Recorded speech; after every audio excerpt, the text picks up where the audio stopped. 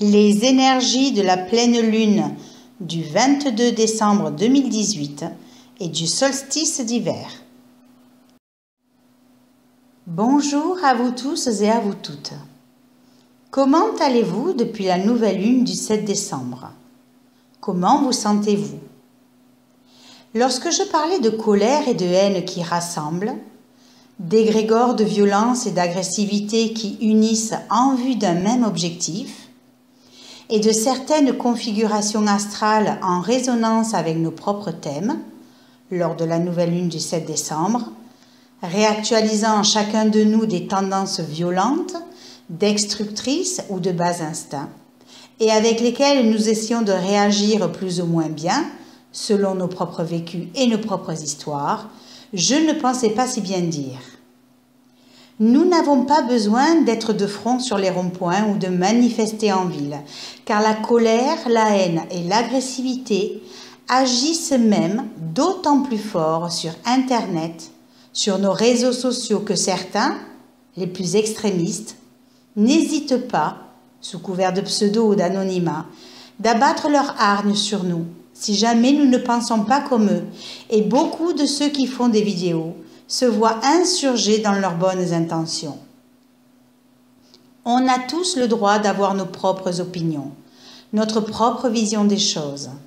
Et si cela ne plaît pas, mieux vaut tourner les talons que d'incendier et d'agresser, car il n'y a rien de constructif dans ces non-échanges où les égos s'en mettent à cœur joie et où l'on fait qu'alimenter des émotions destructrices en chacun de nous, alors que nous devrions tous œuvrer ensemble.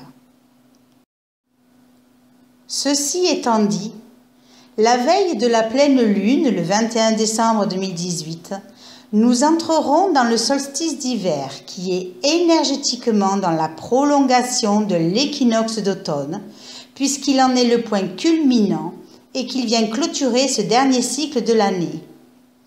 Ressenti 7 jours avant et 7 jours après, il favorise notre retraite intérieure et nous permet de transformer des pans de notre être inconscient, physique et éthérique. Cette transmutation se symbolise par le fait que la nuit du 21 décembre est la nuit la plus longue de l'année, nous mettant en relation avec nos propres profondeurs.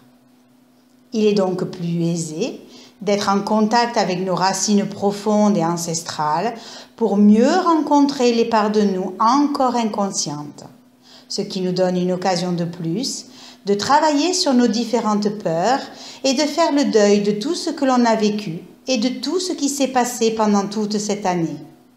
Ceci afin de pouvoir se libérer de tout ce qui entrave notre cheminement et permettre ainsi un nouveau départ. Associée à ce solstice d'hiver se mêle donc la pleine lune du 22 décembre 2018 qui est la dernière pleine lune de l'année et qui vient clôturer une année assez mouvementée. Elle va nous permettre de faire le point sur tout ce que nous avons vécu et d'éliminer de notre vie tout ce qui n'est plus conforme à nos intentions. Je rappelle que la nouvelle lune agit dans l'ombre de notre conscience alors que la pleine lune éclaire nos intentions et nos émotions.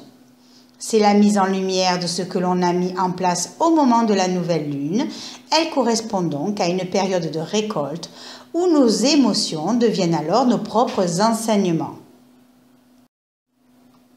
De ce fait, cette pleine lune se fait dans l'axe Cancer-Capricorne, avec la lune en Cancer et le soleil en Capricorne. Cet axe parle donc de l'enfance, de la sécurité, ainsi que du paternage ou du maternage. En d'autres termes, il y est question du sevrage affectif en vue d'une certaine indépendance et autonomie. Ainsi, la lune qui maîtrise le signe des cancers est donc chez elle et dans son élément. Elle est en analogie avec la maison 4 qui parle de la famille, du foyer, des racines ancestrales et du passé. C'est donc une position très forte. Elle exprime la sensibilité, l'affectivité, la réceptivité, les émotions, la maternité, l'écoute. Cette lune en Cancer a peur de l'abandon et a donc besoin plus que tout autre de sécurité affective avec le désir parfois inconscient d'évoluer au sein de la matrice, lové dans les bras matriciels comme l'enfant qu'il n'est plus mais qui demande encore protection, amour et tendresse. Opposé au soleil dans le signe des Capricornes, ce soleil est sous les influences de Saturne et se trouve donc en analogie avec la maison 10, qui parle des ambitions, de la réussite, de la carrière, de la reconnaissance, mais aussi de l'épanouissement. Cette position du soleil en Capricorne et conjoint à Saturne apporte donc sérieux, rigueur, responsabilité, un besoin de structurer, de mettre en place, de suivre des règles, d'établir des lois, de s'accomplir et de dominer.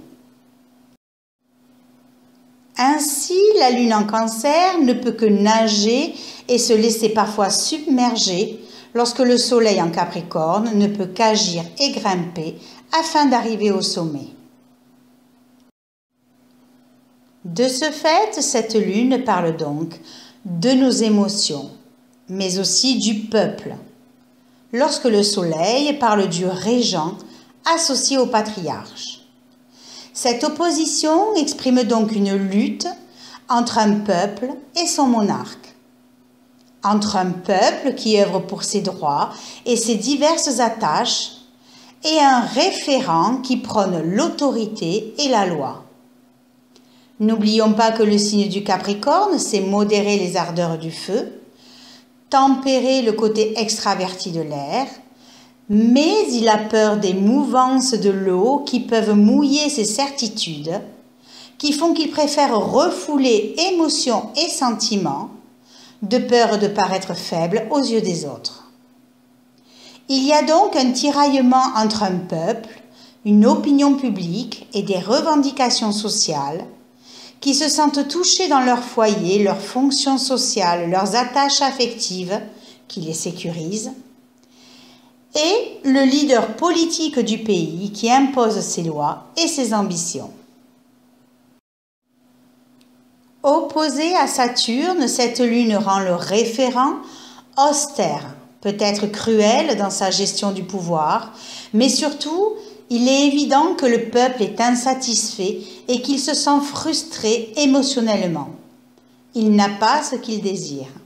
Cela le porte avec une dissonance Lune-Mars à redoubler d'imagination et à agir pour ses droits tout en étant sur la défensive, générant de ce fait des conflits de toutes sortes. Si l'on revient sur ce Mars en Poisson, conjoint à Neptune, je disais dans la vidéo de la nouvelle lune du 7 décembre que c'était comme si nos désirs, nos actions ou nos énergies étaient transportés vers plus de foi et de croyance. Comme si nous étions animés par une même passion collective et karmique. Et que cette énergie Mars-Neptune en Poisson nous pousse à vouloir aller jusqu'au bout, à vouloir concrétiser nos idées, à continuer les manifestations parce que plus que jamais, le collectif a besoin de faire entendre ses convictions. Mais je disais aussi que la conjonction presque exacte de Mars à Neptune indiquait une action guerrière, des revendications et toute forme de combat qui, dans les eaux troubles du Poisson, prédisposait à des revirements de situation ou à toute imprévisibilité. Flou qui n'a pas manqué de se traduire le 10 décembre, jour du discours de notre chef d'État. Car alors la lune était quasi exacte sur le nœud sud en Capricorne et conjointe à Pluton, un sentiment d'insécurité et d'inquiétude dans nos foyers prônait l'impopularité du chef d'État.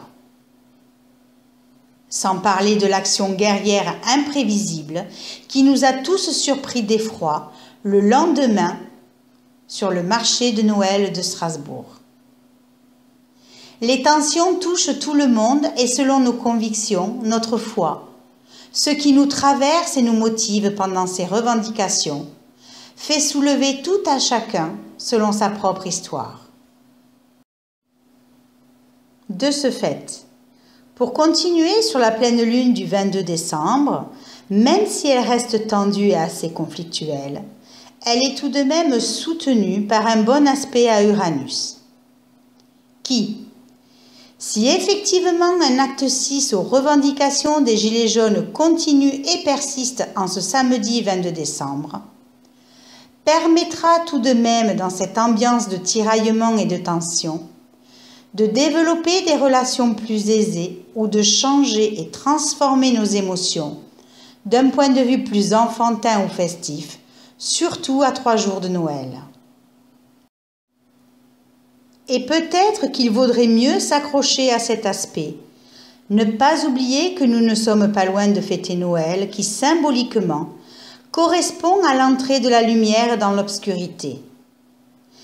Et peut-être que c'est sur cette note que nous devrions nous tourner, vers cette lumière régénératrice et transformatrice en chacun de nous, parce qu'avec le sesqui carré Lune-Vénus, les tensions et les prises de conscience qui peuvent nous pousser à l'affrontement ou à la destruction pour nous imposer, peuvent nous rendre instables émotionnellement et affectivement. Il y a une solution de sortie dans le trigone Soleil-Uranus, car les énergies nous poussent à vraiment prendre conscience de ce qui se joue sous nos yeux. Si tant est qu'on réfléchisse et qu'on s'introspecte sur nos intentions. Cet axe nous ouvre donc la porte vers de nouveaux horizons et vers notre émancipation et notre liberté intérieure, pour pouvoir se libérer extérieurement, car n'oublions pas que c'est l'alliance de notre volonté et du collectif qui a envie que les choses bougent et évoluent. Sommes-nous capables, à 3 jours de Noël, de faire basculer les tensions, d'opérer un revirement de situation et de laisser encore la part belle à la magie de Noël et aux joies de notre enfant intérieur? Ou est-ce encore une utopie de croire que les choses qui ont une valeur cancer, festive, affective et familiale, risquent avec un semi-carré Uranus-Neptune de laisser place à des hésitations et à des tensions intérieures qui peuvent déboucher sur des confrontations difficilement contrôlables? Car même si cette pleine lune est soutenue par le changement et la transformation avec Uranus, Mars, le dieu de la guerre, exerce toujours une influence assez forte sur le collectif et en chacun de nous. Et conjoint à Chiron, pourrait bien déclencher une énergie combative, accentuant le risque d'incidents nuisibles et agressifs avec l'intention de nuire. Et en dissonance à la Lune et au Soleil, Mars-Chiron pourrait suggérer que nos émotions pourraient être difficilement contrôlables, car cette dissonance vient quand même toucher notre équilibre vital, la famille, la patrie, le pays où l'on réside. Espérons seulement que les événements de ce samedi 22 décembre ne serviront pas à camoufler en Poisson une situation accidentelle ou une menace pour régler certaines contingences ou croyances par un acte guerrier et ennemi. Mieux vaudrait s'appuyer sur le sextile Mars-Pluton qui permet de transformer nos actions positivement tout en prenant de bonnes initiatives et sans agressivité aucune. Car l'action pourra prendre alors une tournure plus profonde et plus régénératrice et permettra de nous redonner confiance. Car il ne faut pas oublier que depuis que Jupiter a fait son entrée dans le signe des Sagittaires, le 8 novembre 2018, Jupiter nous porte tous à élever nos consciences vers un certain idéal de vie. Cependant, conjoint à Mercure, la communication et les échanges verbaux risquent de favoriser l'excès en tout genre et de pousser le collectif, avec la dissonance Jupiter-Neptune, à avoir des idées qui dépassent la réalité, un manque d'objectivité peut-être, ou de discernement, sans bien réaliser les conséquences de leurs actes. Et avec la dissonance Mercure-Neptune, cela conforte le fait qu'il existe bien une certaine confusion mentale et qu'elle peut nuire à la bonne continuité des rapports sociaux, même si l'on œuvre tous en vue d'un rêve collectif ou d'un idéal de vie, avec le trigone Vénus-Neptune. Nos prises de conscience et nos intériorisations ont au moins l'avantage de nous permettre, avec le sextile Saturne-Neptune, d'enraciner nos changements vers plus de maturité, de sérieux et de rigueur. Le nœud sud, quant à lui, continue doucement et sûrement à se rapprocher petit à petit de Pluton, réveillant nos parts profondes inconscientes et instinctives passées et non résolues, et dont il va nous falloir coûte que coûte, par nos propres intentions ou régis par la force des choses, prendre conscience de l'ampleur des situations ou des événements qui se jouent sous nos yeux afin de transformer nos bagages collectifs destructeurs. Avons-nous la force de changer nos comportements intérieurs et nos bas instincts, ou sommes-nous obligés d'attendre que les événements nous y obligent? Sommes-nous capables de travailler sur nos peurs, nos angoisses, ou laissons-nous cet égrégore de violence et d'agressivité nous embarquer dans sa chute? Nous sommes, avec ce solstice d'hiver et cette pleine lune de l'année, à un changement radical et énergétique qui nous ouvre sur un nouveau cycle fait d'intériorisation, de conscientisation et de libération, en préparation à l'équinoxe du printemps 2019 et du réveil de nos forces intérieures constructives. Alors, profitez vraiment de toutes ces énergies de transformation pour travailler sur toutes vos noirceurs intérieures et ouvrez-vous, en ces périodes de fête, à recevoir la lumière divine qui éclairera votre chemin dans l'obscurité de vos êtres. Je vous souhaite à tous et à toutes une très bonne pleine lune. Vénus vous accompagne dans la transformation et la profondeur de vos sentiments avec Pluton et dans l'enracinement de ces sentiments en quelque chose de plus sincère et de plus loyal avec Saturne. Encore plus si les épreuves vous poussent à revoir vos décisions, mais aussi votre façon d'aimer et d'être aimé. Je vous souhaite également de passer de très belles fêtes de Noël et de fin d'année et je vous donne rendez-vous le 6 janvier 2019 pour la première nouvelle lune de l'année, accompagnée de la première éclipse solaire partielle. Et puis, si vous avez des questions sur ce que vous vivez, n'hésitez pas à aller sur Astrologie 65 pour une étude personnalisée ou à me contacter par mail à ressourcea@gmail.com. N'hésitez pas non plus à consulter la page Ressourcea Formation que vous trouverez sur le site de Ressourcea. Je vous invite également à liker ma vidéo si vous avez aimé ainsi qu'à la partager autour de vous. Vous pouvez aussi cliquer sur la cloche en haut pour être prévenu dès qu'une vidéo sera en ligne. Vous trouverez de toute façon tous les liens en dessous de la vidéo. Merci encore pour vos commentaires, vos likes, vos partages et votre confiance tout au long de cette année.